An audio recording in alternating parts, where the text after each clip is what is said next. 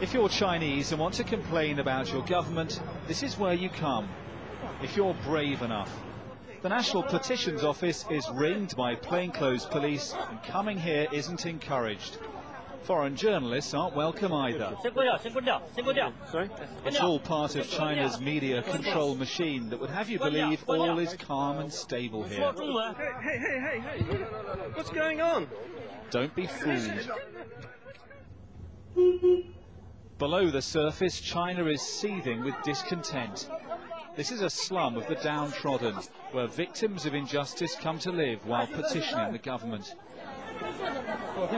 We arrived unannounced, but within seconds were being mobbed by people desperate for our attention.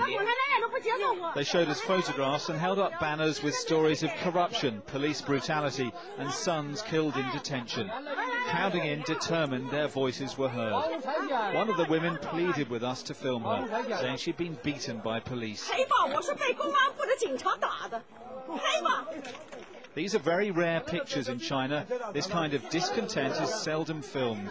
We couldn't stay long. They said the police were coming. But in just 4 minutes, we'd attracted a growing crowd. Before leaving, our camera was drawn to a man bearing the burn scars of a past protest. His banner read, "Human rights are more important than living."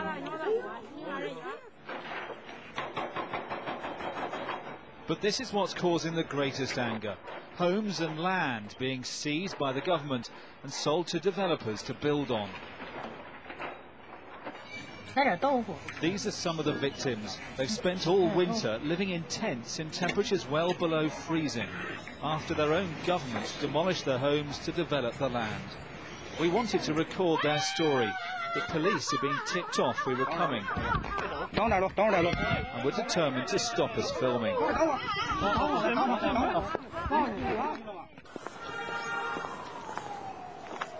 So we went back at night. This small tent is all Wan Baolong and his wife have left to live in. He told me how the government evicted him by force, so he set up camp where his house once stood. All he wants is enough compensation to buy a new home. It takes courage in China to talk to foreign journalists and criticize your own government like this. There's nothing we can do. Nothing. We went to the Chinese media, but they're too scared to report it. The government won't listen. They just bully the ordinary people. They're eating our flesh and drinking our blood. They're picking our bones clean.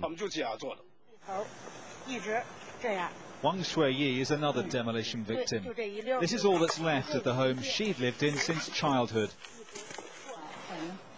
She's put up her tent where her living room was. In it she's made a shrine to her late husband. He died after they were given their eviction notice. She claims officials hounded him to his death. They're stealing our homes. It's theft. Just theft. The poor have no human rights, no way of surviving. We've been everywhere for help. This is the flip side to China's economic miracle. In the country's massive property boom, government officials and developers are making untold billions seizing people's land to build on. It's a land grab on an unprecedented scale, and the full force of the state is being used to crush any protest.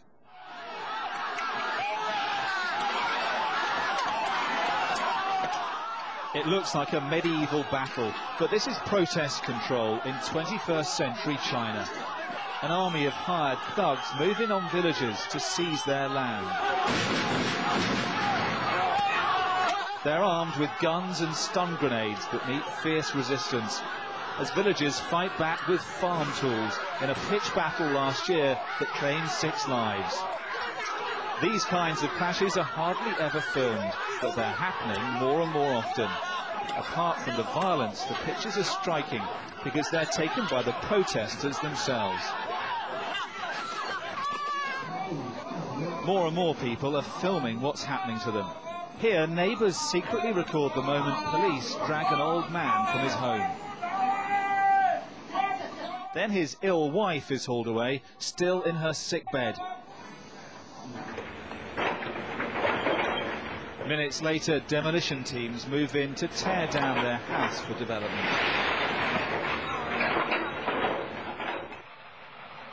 These poignant pictures are of a man racked with grief in the minutes after his house is demolished.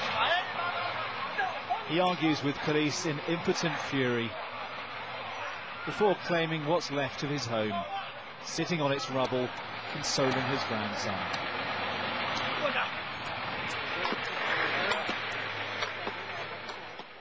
We can only catch glimpses, but in booming China, there's an unequal struggle raging between the poor and the powerful that the government would prefer the world didn't see. Dominic Waghorn, Sky News, Beijing.